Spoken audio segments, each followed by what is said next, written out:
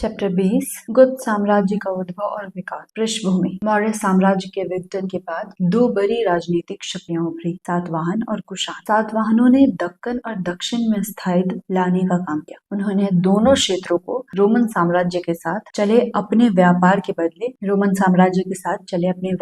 बल पर राजनीतिक एकता और आर्थिक प्रगति प्रदान। यही काम कुषाणों ने उत्तर में किया। इन दोनों साम्राज्यों का ईसा की तीसरी सदी के मध्य में अंत हो गया। कुषाण साम्राज्य के खंडर पर नए साम्राज्य का प्रादुर्भाव हुआ, जिसने अपना आधिपत्य कुषाण और सातवाहन दोनों के पिछले राज्य क्षेत्रों के बड़े भाग पर स्थापित। ये था गुप्त साम्राज्य। गुप्त मूलतः वैश्य रहे होंगे। गुप्त साम्राज्य उतना विशाल तो नहीं था जितना मौर्य साम्राज्य, फिर भी इतने सारे उत्तर भारत को 335 ईस्वी से 455 ईस्वी तक एक सदी के ऊपर राजनीतिक एकता के सूत्र में बांधे रखा। ईसा की तीसरी सदी के अंत में गुप्त वंश का आरंभिक राज्य उत्तर प्रदेश और बिहार में था। लगता है कि गुप्त शासकों के लिए बिहार की अपेक्षा उत्तर प्रदेश अधिक महत्व था, क्योंकि आरंभिक गुप्त मुद्राएं और अभिलेख मुख्यतः इसी राज्य में पाए गए। यदि हम कुछ एक सामंतों और स्वतंत्र व्यक्तियों की बात छोड़ दें, जिनके अभिलेख अधिकतर मध्य प्रदेश में पाए गए, तो गुप्त कालीन पुरावशेषों की उपलब्धि की दृष्टि से उत्तर प्रदेश सबसे समृद्ध स्थान सिद्ध होता है। इसलिए उत्तर प्रदेश ही वो स्थान प्रतीत होता है जहाँ से गुप्त शासक कार्य संचालन करते रहे और अनेक दिशाओं में बढ़ते रहे। संभवतः वे अपनी सत्ता का केंद्र प्रयाग को बनाकर पड़ोस के इलाकों में फैलते गए। संभवतः गुप्त लोग कुषाणों के सामंत थे और लगता है थोड़े ही दिनों में उनके उत्तराधिकारी बन गए। बिहार और उत्तर प्रदेश में अनेकों जगह कुषाण पुरावेशों के ठीक बाद गुप्त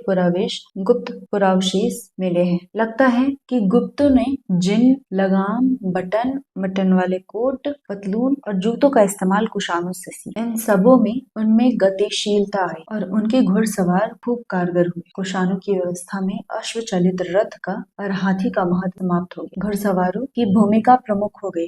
ये बात गुप्तों के बारे में भी कही जा सकती है। इसलिए तो उनके सिक्कों पर घुड़सवार अंकित है। यूं तो कुछ गुप्त राजाओं को उत्तम और अद्वितीय महारथी, रथ पर लड़ने वाला कहा गया है, लेकिन उनकी मूल शक्ति का आधार घोड़ों का इस्तेमाल। गुप्त राजाओं को कई भौतिक सुविधाएं प्राप्त। उनके कार्यकाल का मुख्य प्रांगण मध्य प्रदेश की उर्वर भूमि, जिसमें बिहार और उत्तर प्रदेश आते थे। वे मध्य भारत और दक्षिण बिहार के लौह अयस्क का उपयोग कर सके। इसके अलावा बाइजेंटियन साम्राज्य अर्थात पूर्वी रोमन साम्राज्य के साथ रेशम का व्यापार करने वाले उत्तर भारत के इलाके उनके पड़ोस में पड़ते थे, अतः वे इस निकटता का लाभ भी उठा सके। इन अनुकूल परिस्थितियों के बल पर गुप्त शासकों ने अपना आधिपत्य अनुगंग यानी मध्य गंगा का मैदान, प्रयाग यानी आधुनिक इलाहाबाद, साकेत यानी आधुनिक अयोध्या और मगध पर स्थापित किया। कालक्रमेण ये राज्य भारत व्यापी साम्राज्य बने। उत्तर भारत में कुषाण सत्ता 230 ईस्वी के आसपास में आकर समाप्त हो गई। तब मध्य भारत का बड़ा सा भाग मुखंडों के कब्जे में आ गया, जो संभवतः कुषाणों के रिश्तेदार थे। मुरुंडो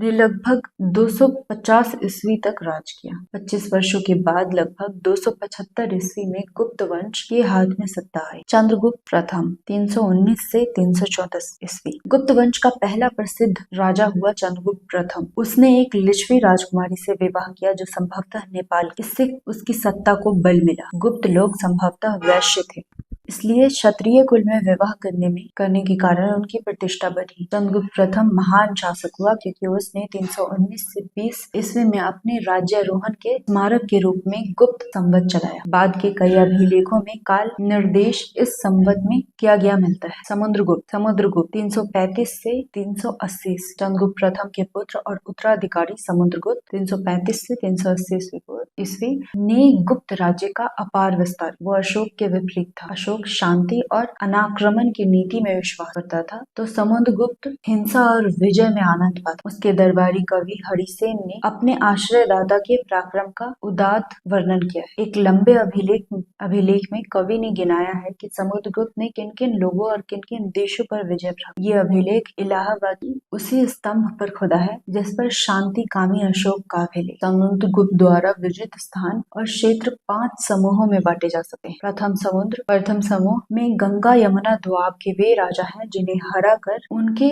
राज्य गुप्त साम्राज्य में मिलाई। द्वितीय समूह में पूर्वी हिमालय के राज्यों और कुछ सीमावर्ती राज्यों के शासक हैं, जैसे नेपाल, असम, बंगाल आदि के राजा। समुद्रगुप्त ने उन्हें अपने बाहुबल के प्रभाव का अनुभव कराया। इस समूह में पंजाब के कुछ गणराज्य मौर्य साम्राज्य के खंडहरों पर टिमटिमा रहे, उन्हें समुद्रगुप्त ने सदा के लिए बुझा दिया। तृतीय समूह में वे अटाविक राज्य यानी जंगली क्षेत्रों में स्थित राज्य थे जो विंध्य क्षेत्र में पड़ते थे। उन सबों को समुद्रगुप्त ने अपने वश में कर लिया। चतुर्थ समूह में पूर्वी दक्कन और दक्षिण भारत के 12 शासक हैं जिन्हें हराकर छोड़ दिया गया। समुद्रगुप्त की बाहें बढ़ते बढ़ते तमिलनाडु की कांची तक पहुंची, जहां उसने पल्लवों से प्रभुसत्ता स्वीकार कराई। पांचवें समूह में शकों और कुषाणों के नाम, जिनमें से कुछ अफगानिस्तान में राज करते। कहा गया है कि समुद्रगुप्त ने उन्हें पदच्युत कर दिया और सुदूर देश के शासकों को अपने अधीन कर लिया। समुद्रगुप्त की प्रतिष्ठा और प्रभाव भारत के बाहर भी फैला। एक चीनी स्रोत के अनुसार श्रीलंका के राजा मेघवर्मन ने गया में बुद्ध का मंदिर बनवाने की अनुमति प्राप्त करने के लिए समुद्रगुप्त के पास दूत भेजा था। अनुमति दी गई और यह मंदिर विशाल बौद्ध विहार के रूप में विकसित हुआ। यदि हम इलाहाबाद की प्रशस्ति यानी प्रशासनात्मक अभिलेख पर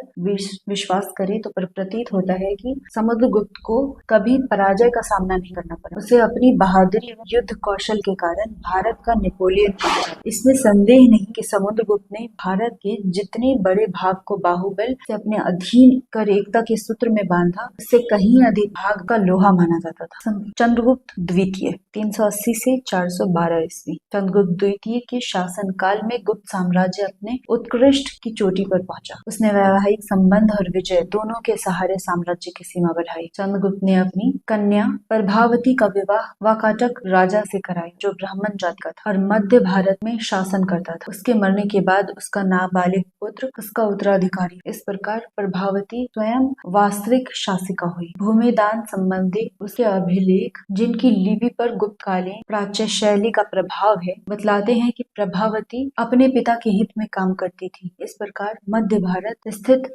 वाकाटक राज्य पर अप्रत्यक्ष रूप से अपना अधिक प्रभाव जमा कर चंद्रगुप्त द्वितीय ने पश्चिमी मालवा और गुजरात पर प्रभुत्व स्थापित किया और वहां 400 साल पुराने शक क्षत्रपों का शासन का अंत किया। इस विजय से चंद्रगुप्त को पश्चिमी समुद्र तट मिल गया, जो व्यापार वाणिज्य के लिए मशहूर था। इससे मालवा और उसका मुख्य नगर उज्जैन समृद्ध होता गया। लगता है चंद्रगुप्त द्वितीय ने उज्जैन को द्वितीय राजधानी बनाई। दिल्ली में कुतुब मीनार के पास खड़े एक लौह स्तंभ पर खुदे हुए अभिलेख में चंद्र नामक किसी राजा का कृति वर्णन किया गया है। यदि इस चंद्र को चंद्रगुप्त द्वितीय मान लिया जाए तो ये कहा जा सकता है कि उसने गुप्त साम्राज्य का प्रभुत्व पश्चिमोत्तर भारत में और बंगाल के काफी भाग में स्थापित किया। परंतु इस पूरा लेखीय राजप्रशस्ति में अतिरंजन मालूम होता है। चंद्रगुप्त द्वितीय ने विक्रमादित्य की उपाधि धारण की। ये उपाधि से पूर्व 57 ईस्वी पूर्व में उज्जैन के शासक ने भी पश्चिमी भारत में शक क्षत्रपों पर विजय पाने के उपलक्ष्य में धारण की थी। चंद्रगुप्त द्वितीय का उज्जैन स्थित दरबार कालिदास और अमर सिंह जैसे बड़े बड़े विद्वानों से विभूषित था। चंद्रगुप्त द्वितीय के समय में ही चीनी यात्री फाहियान 399 से 414 ईस्वी पूर्व भारत आया और यहाँ के लोगों के जीवन के बारे में विस्तृत विवरण लिख गया। गुप्त साम्राज्य का पतन। चंद्रगुप्त द्वितीय के उत्तराधिकारियों को ईसा की 5वीं सदी के उत्तरार्ध में मध्य एशिया के हुनों के आक्रमणों का सामना करना पड़ा। आरंभ में तो गुप्त सम्राट स्कंदगुप्त ने हुनों को भारत में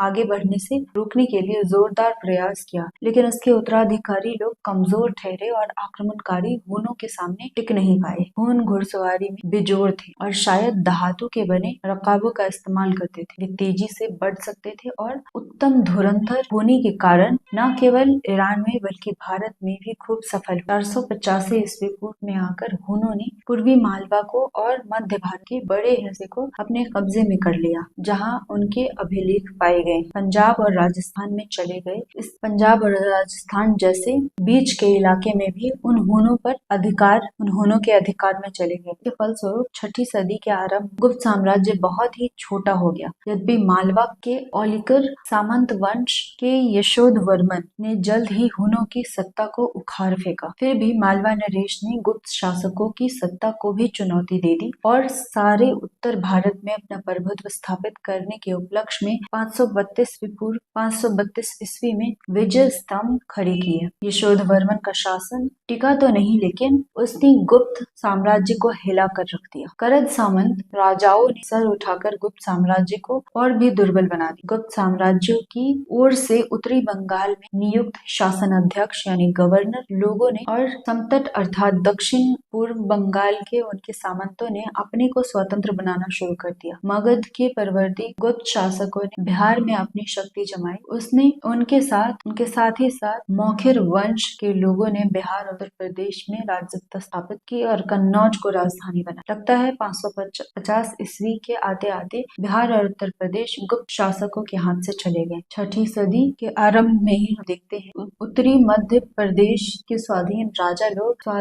स्वाधिकार पूर्वक भूमि दान की शासन पत्र यानी चार्टर जारी कर लगे। हालांकि शासन पत्र में गुप्त संवत का ही प्रयोग किया गया। वल्लभी के शासकों ने गुजरात और पश्चिमी मालवा पर अधिकार कर लिया। कंदगुप्त के शासन के बाद 467 ईस्वी के आगे शायद ही कोई गुप्त मुद्रा या अभिलेख पश्चिम मालवा और सौराष्ट्र में मिला हो। संभवतः 5वीं सदी का अंत होते होते पश्चिमी भारत गुप्त शासकों के हाथ से निकल गया। फलतः व्यापार और वाणिज्य से होने वाले आय से गुप्त शासकों को हाथ धोना पड़ा और वे आर्थिक रूप से पंगु हो गए। इधर उत्तर भारत में थानेश्वर के राजाओं ने हरियाणा पर अपना प्रभुत्व स्थापित किया और धीरे धीरे कन्नौज की ओर बढ़े। गुप्त राज्य को विशाल वेतनभोगी सेना के रख रखाव में कठिनाई होने लगी, क्योंकि धार्मिक और अन्य उद्देश्यों से ग्राम दान करने की परिपाटी जोर पकड़ती जा रही, जिससे उसकी आमदनी बहुत घट गई होगी। विदेश व्यापार के ह्रास से भी उसकी आय कम हुई हो। पता चलता है कि रेशम बुनकरों की एक श्रेणी यानी व्यवसायी संघ 473 ईस्वी में गुजरात से मालवा चली गई और वहां उन बुनकरों ने अन्य पेशे अपना लिए। इससे प्रकट होता है कि वे जो कपड़ा तैयार करते थे उसकी मांग खत्म सी हो गई थी। धीरे धीरे गुजरात में व्यापार का लाभ समाप्त हो गया। 5वीं सदी के मध्य के बाद गुप्त राजाओं ने अपनी स्वर्ण मुद्राओं में शुद्ध सोने का अनुपात घटाकर उसे किसी भी तरह जारी रखने बेतहाशा कोशिश की, पर इससे कोई लाभ नहीं हुआ। यद्यपि गुप्त सम्राटों का शासन 6ठी सदी के बीच तक किसी न किसी तरह चलता रहा, परंतु राज्य की महिमा लगभग 100 साल पहले ही समाप्त हो चुकी थी। अभ्यास प्रश्न पहला, गुप्तों ने कब और भारत के किस भाग में राज्य स्थापित? उन कारकों का वर्णन करें जो गुप्तों को